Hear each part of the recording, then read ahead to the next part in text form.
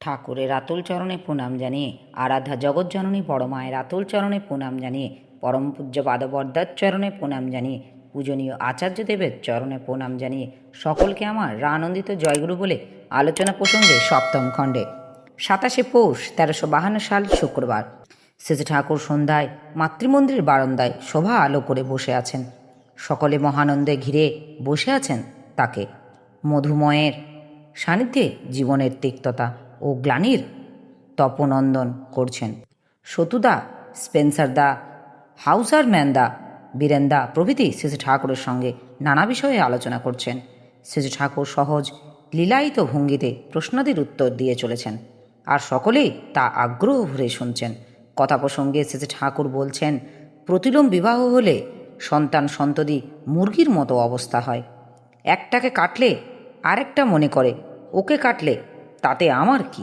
এইভাবে যে প্রত্যেকটাই কাটা পড়ে আর তা বোঝে না, ততটুকু দূরদৃষ্টি থাকে না। থাকবে কি করে? স্বার্থাম্ব হলে স্বার্থের পূরণ হয় যাতে, তা আর মানুষ করতে পারে না। স্বার্থাম্ব হওয়া মানে নিজের স্বার্থের বিরুদ্ধে চলা, ওকে বলে অভিভূতি। এরা কিছুতেই সঙ্গত হতে পারে না। সঙ্গত হতে গেলে আদর্শের কাছে, নীতির কাছে যদি নতি না থাকে, তাহলে তা হবে কি করে? পিতামাতা যেখানে আদর্শ নীতির প্রতি বিশ্বাসঘাতকতা করে, সন্তানের কাছ থেকে সেখানে আর কি আশা করতে পারো?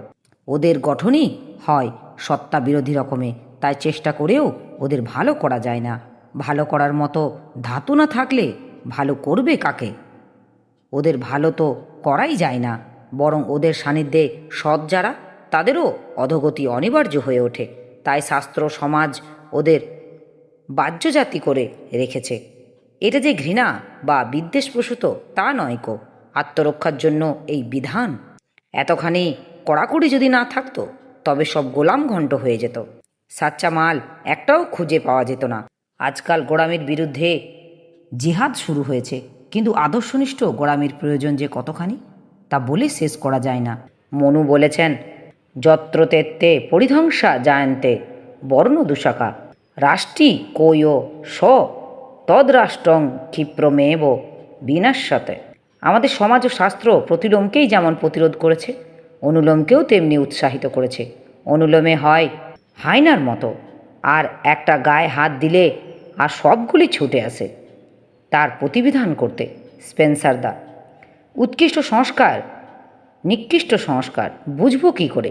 শ্রী ঠাকুর, যে যত পরিপূরণী সে তত উন্নত। পরিপূরণী হলে আবার নিয়ন্ত্রিত হয়।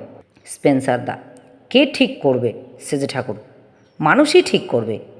হাতাইয়ে দেখা লাগে রঙিন দৃষ্টি নৈক যখন, আগ্রহনত মন এমনই মনি ধরতে পারে সংস্কার কেমন। পক্ষপাতহীন অথচ অনুরাগী হওয়া চাই। একজন পরবশ যদি পরিপূরণী হয়, তবে তাকে তোমার আমার সবার গিয়ে প্রণাম করতে ইচ্ছা হবে। শৈলমা মায়েদের মধ্যে একপাশে বসেছিলেন। শ্রী ঠাকুর তাকে দেখে বিস্ময়ের ভঙ্গিতে বললেন, এ কিডারে? ঝাঁকের কই কখন আসে? ঝাঁকে মিশে গেছি আমি, ঠাওরই পাইনি। তা হেমপ্রভার ওখান থেকে এক পাক ঘুরে আসলি নাকি? শৈলমা হেসে বললেন, আজ আমার তেমন খিদে নেই। শ্রী ঠাকুর, খিদে থাক বা না থাক, তোমার একটা কর্তব্য জ্ঞান আছে তো? ওরা এত কষ্ট করে করছে। শৈলমা, যা বলেছেন ঠাকুর, আমি ওই ভেবে না খেয়ে পারি না। শ্রী ঠাকুর, তা তো ঠিকই। সকলেই হাস্য। প্রফুল্ল, ঠাকুর, সাধারণত দেখা যায় প্রবৃত্তি পরিপূরণ যারা করে তারা লোকের প্রিয় হয়। শ্রী ঠাকুর, প্রবৃত্তির পরিপূরণ নয়, বাঁচা বাড়ার পরিপূরণ যারা করতে পারে তারাই মানুষের সত্যিকারের শ্রদ্ধা ও প্রীতি অর্জন করে। সে গল্প জানো তো? এক ছিল মাসি, সে তার বুনপোকে খুব লাই দিত। বুনপো মিথ্যা কথা বলুক, চুরি করুক, সব তাতেই তাকে লাই দিত, সমর্থন করত। শেষটা একদিন সে চুরির দায়ে ধরা পড়ল। বিচারক তাকে জেলে দিয়ে দিল। সে তখন মাসিকে ডেকে বলল, মাসি, আমি তো চলে যাচ্ছি, যাবার আগে তোমার কানে কানে একটা গোপন কথা কয়ে যাব। মাসিও সরল বিশ্বাসে এগিয়ে আসলো। বুনপো তখন খচমচ করে মাসির কান কামড়ে দিল। মাসি উচ্চস্বরে কেঁদে উঠলেন। তখন সেই বুনপো বলল, তুমি আমাকে লাই দিয়ে দিয়ে তো এই অবস্থায় এনেছ। গোড়া থেকে আমাকে যদি শাসন করতে, তাহলে আজ আমার এই দুর্দশা হতো না। সবাই সেই কথা শুনে অবাক। রাজনৈতিক ক্ষেত্রে দেখা যায় বহু নেতা মানুষের প্রবৃত্তিতে উস্কানি দিয়ে তাদের কাছে প্রিয় হয়ে ওঠে। কিছুদিন বাদে হয়তো আবার দেখা যায় লোকের হাতে তাদের দুর্দশার সীমা থাকে না। কিন্তু নেতার যদি নেতা থাকে, সে যদি তাকে অনুসরণ করে, আত্মনিয়ন্ত্রণ করে, এবং তাকে যারা অনুসরণ করে তাদেরও যদি আত্মনিয়ন্ত্রণের পথে পরিচালিত করে, তাহলে কিন্তু এমনতর বিড়ম্বনা সইতে হয় না, সকলেরই ভালো হয়। প্রবৃত্তির উন্মেষ কেমন করে হয়, এরপর সেই বিষয়ে আলোচনা আরম্ভ হলো। শেষে ঠাকুর বললেন, মানুষের থাকে আত্মপোষণ, আত্মরক্ষণ ও আত্মবিস্তারের ইচ্ছা। তার জন্য প্রয়োজন হয় আহার, নিদ্রা, ভয়, মৈথুন, অস্মিতা। এগুলি দ্বন্দ্বের ভিতর দিয়ে আবার আসে কাম, ক্রোধ, লোভ, মদ, মোহ, মাৎসর্য।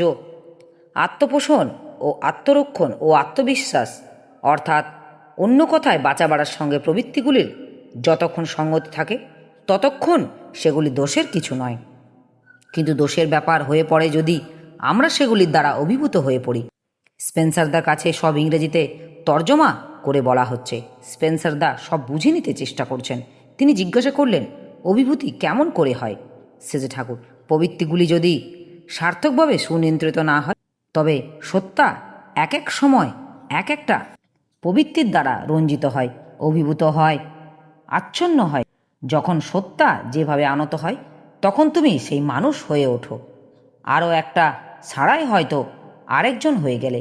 সত্তা প্রবৃত্তির দ্বারা আক্রান্ত ও অভিভূতি হওয়ার ফলে এক স্পেন্সার বা এক সতুসান্নাল হয়তো কতজন হয়ে গেল। কখনো মাতাল, কখনো গাঁজেল, কখনো উদার।